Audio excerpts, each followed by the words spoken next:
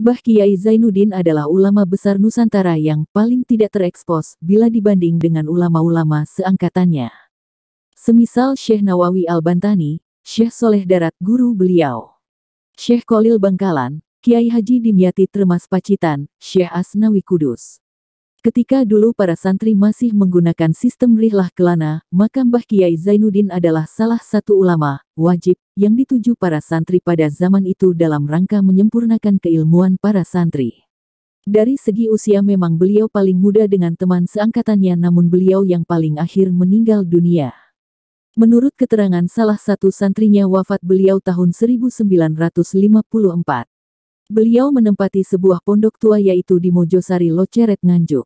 Mungkin karena secara geografis berada di kaki Gunung Wilis, maka beliau tidak banyak diekspos dibanding sahabat-sahabatnya, karena memang dalam sejarahnya beliau cenderung bergerak dalam keilmuan tasawuf. Pada suatu hari, seperti biasanya pesantren di bulan Sya'ban selalu mengadakan imtihan selamatan pengajian pondok di akhir tahun. Pada waktu itu beliau bersama-sama pengurus pondok dan tokoh-tokoh kampung Mojosari berkumpul mengadakan musyawarah untuk gawe besar ini. Disepakati perayaan imtihan dilakukan semeriah mungkin dan dilakukan beberapa hari baik melibatkan pondok maupun masyarakat Mojosari. Akhirnya ada sebagian masyarakat yang mengusulkan diadakan kesenian rakyat yaitu jaranan, dan beliau Mbah Kiai Zainuddin mengiyakan dengan syarat dilakukan di awal dan di luar pondok di kampung. Maka bersemangatlah masyarakat Mojosari. Saat itu masyarakat Mojosari 90% masih abangan dan terkenal sebagai tempatnya maksiat. Berhari-hari masyarakat Mojosari dan pondok dalam suasana gembira. Rupanya hal ini terdengar sampai jauh di luar Nganjuk. Terbukti para kiai menyikapi insiden tersebut karena melihat bahwa Mbah Kiai Zainuddin adalah salah satu tokoh ulama yang paling disegani. Mereka para kiai takut hal ini akan berdampak pada masyarakat santri pada waktu itu. Akhirnya Hadratus Syekh Kiai Haji Hashim Asy'ari, Kiai Haji Abdul Wahab Casbullah, Kiai Haji Bishri Sansuri dan para kiai lain bermusyawarah melakukan sikap dan meminta pada Mbah Kiai Zainuddin untuk bersikap tegas dengan adanya jaranan masuk dalam kegiatan imtihan. Mereka para kiai akhirnya tidak menuai kesepakatan siapa yang harus sowan menghadap kepada Mbah Kiai Zainuddin. Mereka tidak ada yang berani menghadap mengingat mereka semua adalah murid dan santri beliau.